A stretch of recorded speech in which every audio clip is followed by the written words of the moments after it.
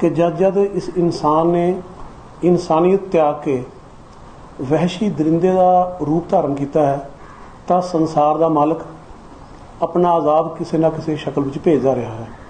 जे इंसान का यह दरिंदापन एक खास इलाके तक सीमित होंदा तो रब्बी अजाब भी उस इलाके तक ही सीमित रहिंदा, पर जे उसका यह दरिंदापन वर्ल्ड वाइड होंदा तो रब्बी अजाब सारी दुनिया नूं ही अपनी लपेट में लै लैंदा।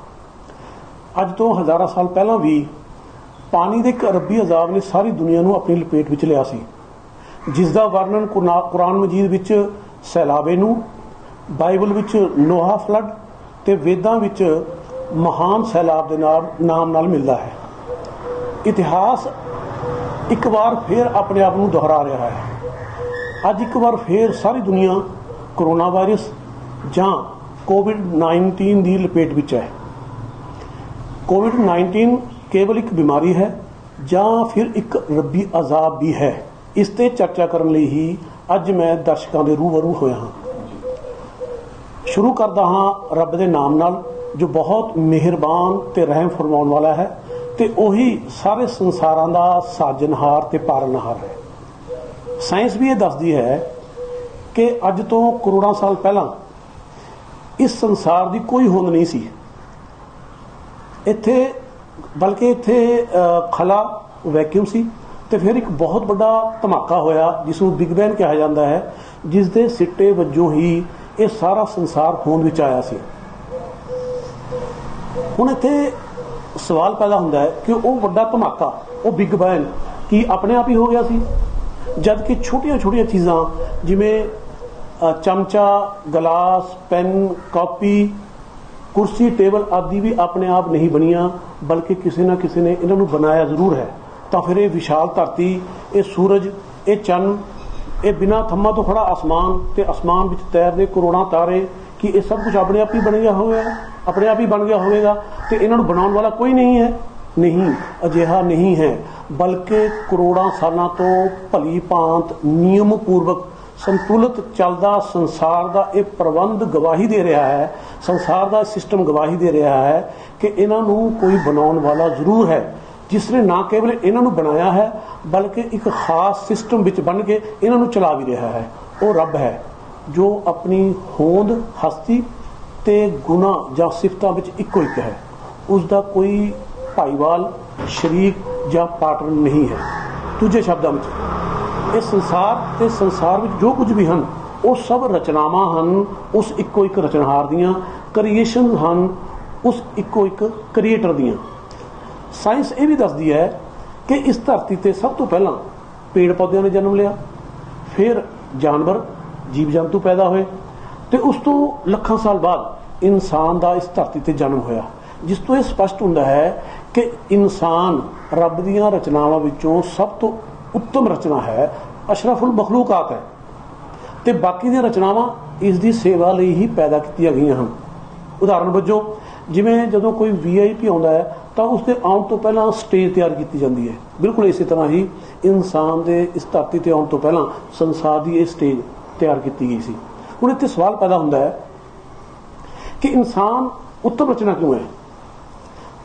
देखो जिवें किसी चीज़ की उत्तमता या किसी चीज़ का उच्चा होना उसके गुण करके होंदा है, बिल्कुल इसी तरह ही इंसान का उत्तम रचना होना इसके उत्तम गुण करके, इसके आला गुण करके ही है। आओ हुण असीं इंसान के उस उत्तम गुण ते एक झात मारते हैं। इंसान अरबी भाषा का शब्द है, तो यह अरबी भाषा के ही एक होर शब्द उनस तो बनया है, जिसका अर्थ है मुहब्बत, प्रेम, प्यार, हमदर्दी। अर्थात इंसान वो है जिसके दिल विच दूजियां लई हमदर्दी होवे, प्रेम होवे, प्यार होवे, मुहब्बत होवे, वो काइंड हार्टेड होवे। जिथों तक खान पीन, बच्चे पैदा करन जां अपनी फैमिली नूं पालन दा संबंध है, ये काम तो जानवर भी करते हैं। हुण जे इंसान भी बस इहो काम करता है तो फिर एक जानवर और इंसान च की फर्क होया। इस तो स्पष्ट हो जाता है कि इंसान के अंदर दूजियां लई हमदर्दी, प्रेम, प्यार का गुण होना ही इसनूं दूजियां रचनावां तो उत्तम बनाउंदा है। हुण जे इंसान के अंदरों ये गुण निकल के इसकी थां नफरत, घिरना, लुट घसुट, मार धाड़ का अवगुण आ जाता है, तो फिर ये इंसान जानवरों तो ही नहीं ਬਲਕਿ ਜੰਗਲ ਦੇ ਵਹਿਸ਼ੀ ਦਰਿੰਦਿਆਂ ਤੋਂ ਵੀ ਬਦਤਰ ਤੇ ਨੀਚ ਬਣ ਜਾਂਦਾ ਹੈ, ਕਿਉਂਕਿ ਵਹਿਸ਼ੀ ਦਰਿੰਦੇ ਜਿਵੇਂ ਸ਼ੇਰ, ਚੀਤਾ, ਭੇੜੀਆ ਆਦਿ ਵੀ ਆਪਣੀ ਭੁੱਖ ਦੀ ਲੋੜ ਅਨੁਸਾਰ ਹੀ ਦੂਜੇ ਜਾਨਵਰ ਦਾ ਸ਼ਿਕਾਰ ਕਰਦੇ ਨੇ।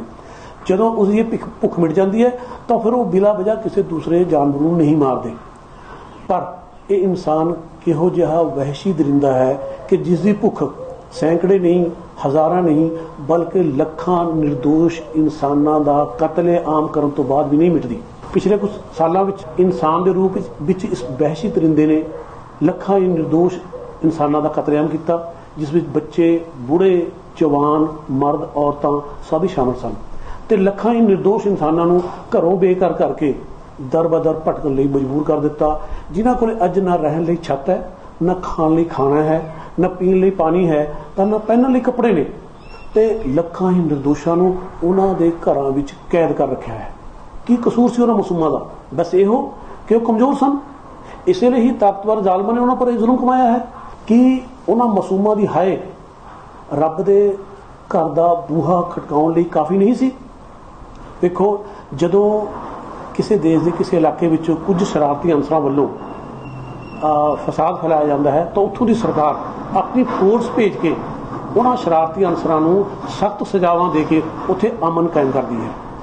ਬਿਲਕੁਲ ਇਸੇ ਤਰ੍ਹਾਂ ਹੀ ਸੰਸਾਰ ਦਾ ਇਤਿਹਾਸ ਗਵਾਹ ਹੈ ਕਿ ਜਦ ਜ਼ਾਲਮ ਲੋਕਾਂ ਨੇ ਆਪਣੇ ਜ਼ੁਲਮ ਨਾਲ ਇਸ ਧਰਤੀ ਤੇ ਫਸਾਦ ਫੈਲਾਇਆ ਤਾਂ ਇਸ ਧਰਤੀ ਦੇ ਅਸਲ ਹਾਕਮ ਨੇ ਆਪਣੀ ਫੋਰਸ ਜਾਂ ਆਪਣਾ ਅਜ਼ਾਬ ਕਿਸੇ ਨਾ ਕਿਸੇ ਸ਼ਕਲ ਵਿੱਚ ਭੇਜ ਕੇ ਉਹਨਾਂ ਜ਼ਾਲਮਾਂ ਨੂੰ ਨੀਸ ਤੋਂ ਨਾਬੂਦ ਕੀਤਾ ਹੈ, ਉਹਨਾਂ ਦਾ ਸਰਬਨਾਸ਼ ਕੀਤਾ ਹੈ। ਨਮਰੂਦ ਤੇ ਫਿਰੌਨ ਜਿਹੇ ਜ਼ਾਲਮਾਂ ਦੀਆਂ ਉਦਾਹਰਨਾਂ ਇਸ ਦੀਆਂ ਗਵਾਹ ਹਨ।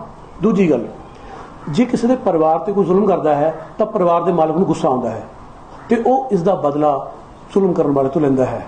ਯਾਦ ਰੱਖੋ, ਸੰਸਾਰ ਦੇ ਸਾਰੇ ਲੋਕ ਭਾਵੇਂ ਉਹ ਕਿਸੇ ਵੀ ਧਰਮ ਨਾਲ ਸੰਬੰਧ ਰੱਖਦੇ ਹਨ, ਰੱਬ ਦੀ ਖਲਕਤ ਹੈ, ਰੱਬ ਦਾ ਪਰਿਵਾਰ ਹੈ।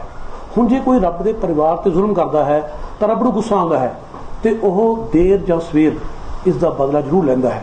ਕੋਵਿਡ-19 ਜਾਂ ਕਰੋਨਾ ਵਾਇਰਸ ਦੀ ਸ਼ਕਲ ਵਿੱਚ ਰੱਬ ਦੀ ਫੋਰਸ, ਰੱਬ ਦਾ ਅਜ਼ਾਬ ਨੇ ਅੱਜ ਸਾਰੀ ਦੁਨੀਆ ਨੂੰ ਆਪਣੀ ਲਪੇਟ ਵਿੱਚ ਲੈ ਰੱਖਿਆ ਹੈ। ਇਸ ਦੇ ਅੱਗੇ ਦੁਨੀਆ ਦੀ ਸਾਰੀ ਸਾਇੰਸ, ਟੈਕਨੋਲੋਜੀ ਤੇ ਮੈਡੀਕਲ ਫੇਲ ਹੋ ਚੁੱਕੀ ਹੈ। ਸੰਸਾਰ ਤੇ ਸੰਸਾਰ ਦੀਆਂ ਸੁਪਰ ਪਾਵਰਸ ਬੇਬਸ ਤੇ ਬੇਕਸ ਨੇ। ਚੌਹਾਂ ਪਾਸੇ ਵਹਿਸ਼ਤ ਤੇ ਖੌਫ ਦਾ ਮਾਹੌਲ ਹੈ। ਇਸ ਤੋਂ ਵੱਧ ਕੇ ਲਾਨਤ ਹੋਰ ਕੀ ਹੋ ਸਕਦੀ ਹੈ ਕਿ ਚੰਦ ਤੱਕ ਪਹੁੰਚ ਜਾਣ ਵਾਲਾ ਇੱਕ ਮੰਡੀ ਇਨਸਾਨ ਅੱਜ ਰੱਬ ਦੀ ਇੱਕ ਹਕੀਰ ਜਿਹੀ ਰਚਨਾ, ਜਿਸ ਨੂੰ ਕਿ ਅੱਖਾਂ ਨਾਲ ਵੇਖਿਆ ਵੀ ਨਹੀਂ ਜਾ ਸਕਦਾ, ਜਿਸ ਨੂੰ ਹੱਥ ਨਾਲ ਫੜਿਆ ਵੀ ਨਹੀਂ ਜਾ ਸਕਦਾ, ਉਸ ਦੇ ਹੱਥੋਂ ਜ਼ਲੀਲ ਔਰ ਰੁਸਵਾ ਹੋ ਰਿਹਾ ਹੈ। ਅਵਸ਼ ਹੀ ਰੱਬ ਆਪਣੇ ਪਰਿਵਾਰ ਤੇ ਹੋਏ ਜ਼ੁਲਮ ਦਾ ਬਦਲਾ ਜ਼ਾਲਮਾਂ ਤੋਂ ਲੈ ਰਿਹਾ ਹੈ। ਇਤਿਹਾਸ ਗਵਾਹ ਹੈ ਕਿ ਇਹ ਇੱਕ ਹਕੀਕਤ ਹੈ ਕਿ ਪਿਛਲੇ ਕੁਝ ਸਮੇਂ ਤੋਂ 20ਵੀਂ ਸਦੀ ਦੇ ਸ਼ੈਤਾਨ ਤੇ ਹਰ ਜ਼ੁਲਮ ਵਿੱਚ ਉਸਦਾ ਸਾਥ ਦੇਣ ਵਾਲੇ ਉਸਦੇ ਸਹਿਯੋਗੀਆਂ ਨੇ ਰੱਬ ਦੇ ਪਰਿਵਾਰ ਅਰਥਾਤ ਇਨਸਾਨੀਅਤ ਤੇ ਜ਼ੁਲਮ ਦਾ ਜੋ ਕੁਹਾੜਾ ਚਲਾਇਆ ਹੈ, ਅੰਨ੍ਹੇਵਾਹ ਜੋ ਨਿਰਦੋਸ਼ ਇਨਸਾਨਾਂ ਦਾ ਕਤਲੇਆਮ ਕੀਤਾ ਹੈ, ਜਿਸ ਕਰਕੇ ਅੱਜ ਕਰੋਨਾ ਵਾਇਰਸ ਜਾਂ ਕੋਵਿਡ-19 ਦੀ ਸ਼ਕਲ ਵਿੱਚ ਰੱਬ ਦੀ ਫੋਰਸ ਨੇ, ਰੱਬ ਦੇ ਅਜ਼ਾਬ ਨੇ ਸਾਰੀ ਦੁਨੀਆ ਨੂੰ ਆਪਣੀ ਲਪੇਟ ਵਿੱਚ ਲੈ ਰੱਖਿਆ ਹੈ, ਜਿਸ ਦੇ ਅੱਗੇ ਸਾਰੀ ਦੁਨੀਆ ਦੀ ਸਾਇੰਸ, ਟੈਕਨੋਲੋਜੀ ਤੇ ਮੈਡੀਕਲ ਫੇਲ ਹੋ ਚੁੱਕੀ ਹੈ। ਦੁਨੀਆ ਤੇ ਦੁਨੀਆ ਦੀਆਂ ਸੁਪਰ ਪਾਵਰਸ ਬੇਬਸ ਤੇ ਬੇਕਸ ਨੇ। ਚੌਹਾਂ ਪਾਸੇ ਵਹਿਸ਼ਤ ਤੇ ਖੌਫ ਦਾ ਮਾਹੌਲ ਹੈ। ਇਸ ਤੋਂ ਵੱਧ ਕੇ ਚੰਦ ਤੱਕ ਪਹੁੰਚਣ ਵਾਲੇ ਇਸ ਘੁਮੰਡੀ ਇਨਸਾਨ ਦੀ ਲਈ ਲਾਨਤ ਹੋਰ ਕੀ ਹੋ ਸਕਦੀ ਹੈ ਕਿ ਇੱਕ ਰੱਬ ਦੀ ਇੱਕ ਹਕੀਰ ਜਿਹੀ ਛੋਟੀ ਜਿਹੀ ਰਚਨਾ, ਜਿਸ ਨੂੰ ਨਾ ਅੱਖ ਨਾਲ ਵੇਖਿਆ ਜਾ ਸਕਦਾ ਹੈ ਤੇ ਨਾ ਹੀ ਹੱਥਾਂ ਨਾਲ ਫੜਿਆ ਜਾ ਸਕਦਾ ਹੈ, ਉਸ ਦੇ ਉੱਤੋਂ ਇਹ ਜ਼ਲੀਲ ਔਰ ਰੁਸਵਾ ਹੋ ਰਿਹਾ ਹੈ। ਅਵਸ਼ ਹੀ ਰੱਬ ਆਪਣੇ ਪਰਿਵਾਰ ਤੇ ਹੋਏ ਜ਼ੁਲਮ ਦਾ ਬਦਲਾ ਜ਼ਾਲਮਾਂ ਤੋਂ ਲੈ ਰਿਹਾ ਹੈ ਔਰ ਰੱਬ ਦੇ ਇਸ ਫੋਰਸ ਦਾ, ਰੱਬ ਦੇ ਇਸ ਅਜ਼ਾਬ ਦਾ ਅੱਜ ਦਾ ਫਿਰੌਨ ਤੇ ਉਸਦੇ ਸਹਿਯੋਗੀ ਮੇਨ ਟਾਰਗੇਟ ਬਣੇ ਹੋਏ ਨੇ। ਹਾਂ, ਇੱਥੇ ਇਹ ਗੱਲ ਸਮਝ ਲੈਣੀ ਵੀ ਜ਼ਰੂਰੀ ਹੈ ਕਿ ਕਣਕ ਦੇ ਨਾਲ ਘੁਣ ਵੀ ਪਿਸ ਜਾਂਦਾ ਹੈ, ਅਰਥਾਤ ਜਦੋਂ ਰੱਬ ਦਾ ਅਜ਼ਾਬ ਆਉਂਦਾ ਹੈ ਤਾਂ ਜ਼ਾਲਮਾਂ ਦੇ ਨਾਲ ਕੁਝ ਨਿਰਦੋਸ਼ ਲੋਕ ਵੀ ਮਾਰੇ ਜਾਂਦੇ ਹਨ। ਕੋਵਿਡ-19 ਜਾਂ ਕਰੋਨਾ ਵਾਇਰਸ ਬਾਕੀ ਦੇ ਜ਼ਾਲਮਾਂ ਲਈ ਵੀ ਇੱਕ ਵਾਰਨਿੰਗ ਹੈ ਕਿ ਉਹ ਰੱਬ ਦੇ ਪਰਿਵਾਰ ਅਰਥਾਤ ਇਨਸਾਨੀਅਤ ਤੇ ਜ਼ੁਲਮ ਕਰਨ ਤੋਂ ਬਾਜ਼ ਆ ਜਾਣ, ਵਰਨਾ ਰੱਬ ਦੀ ਬੇਆਵਾਜ਼ ਲਾਠੀ ਉਹਨਾਂ ਤੇ ਖੜਕਣ ਲਈ ਵੀ ਤਿਆਰ ਹੈ। ਯਾਦ ਰੱਖੋ, ਜਦ ਤੱਕ ਇਸ ਧਰਤੀ ਦਾ ਮਾਲਕ ਚਾਹੇਗਾ ਉਸਦਾ ਇਹ ਅਜ਼ਾਬ ਇਸ ਧਰਤੀ ਤੇ ਰਹੇਗਾ ਤੇ ਜਦੋਂ ਉਹ ਚਾਹੇਗਾ ਤਾਂ ਕਿਸੇ ਇਨਸਾਨ ਨੂੰ ਆਪਣੇ ਗਿਆਨ ਦੀ ਬਖਸ਼ਿਸ਼ ਨਾਲ ਇਸ ਦੀ ਵੈਕਸੀਨ ਤਿਆਰ ਕਰਨ ਦਾ ਬਲ ਬਖਸ਼ ਦੇਵੇਗਾ। ਆਖਿਰ ਵਿੱਚ ਮੈਂ ਸੰਸਾਰ ਵਾਸੀਆਂ ਦੇ ਅੱਗੇ ਸੰਸਾਰ ਵਾਸੀਆਂ ਸੇਵਾ 'ਚ ਇਹ ਬੇਨਤੀ ਕਰਨਾ ਚਾਹੁੰਦਾ ਹਾਂ ਕਿ ਕੋਵਿਡ-19 ਦੀ ਇਸ ਬਿਮਾਰੀ, ਇਸ ਅਜ਼ਾਬ ਤੋਂ ਬਚਣ ਲਈ, ਛੁਟਕਾਰਾ ਪਾਉਣ ਲਈ ਇਹ ਜ਼ਰੂਰੀ ਹੈ ਕਿ ਆਓ ਅੱਜ ਅਸੀਂ ਸੰਸਾਰ ਦੇ ਸੱਚੇ ਮਾਲਕ ਦੇ ਅੱਗੇ ਸੱਚੀ ਤੋਬਾ ਕਰੀਏ, ਉਸ ਤੋਂ ਮਾਫੀ ਮੰਗੀਏ ਤੇ ਅੱਗੇ ਨੂੰ ਉਸਦੇ ਪਰਿਵਾਰ ਅਰਥਾਤ ਇਨਸਾਨੀਅਤ ਤੇ ਜ਼ੁਲਮ ਨਾ ਕਰਨ ਦੀ ਪੱਕੀ ਕਰੀਏ, ਅਹਿਦ ਕਰੀਏ। ਸ਼ਾਇਦ ਉਸ ਮਾਲਕ ਨੂੰ ਜਿਹੜਾ ਕਿ ਬਹੁਤ ਮਿਹਰਬਾਨ ਤੇ ਰਹਿਮ ਫਰਮਾਉਣ ਵਾਲਾ ਹੈ, ਸਾਡੇ ਤੇ ਤਰਸ ਆ ਜਾਵੇ। ਮੇਰੀ ਬੇਨਤੀ ਹੈ ਕਿ ਇਸ ਵੀਡੀਓ ਨੂੰ ਵੱਖ-ਵੱਖ ਭਾਸ਼ਾਵਾਂ ਵਿੱਚ ਡੱਬ ਕਰਕੇ ਅੱਗੇ ਸ਼ੇਅਰ ਕੀਤਾ ਜਾਵੇ ਤਾਂ ਕਿ ਸੰਸਾਰ ਦੇ ਸਾਰੇ ਲੋਕਾਂ ਤੱਕ ਇਹ ਮੈਸੇਜ ਪਹੁੰਚ ਜਾਵੇ। ਬਹੁਤ ਬਹੁਤ ਸ਼ੁਕਰੀਆ।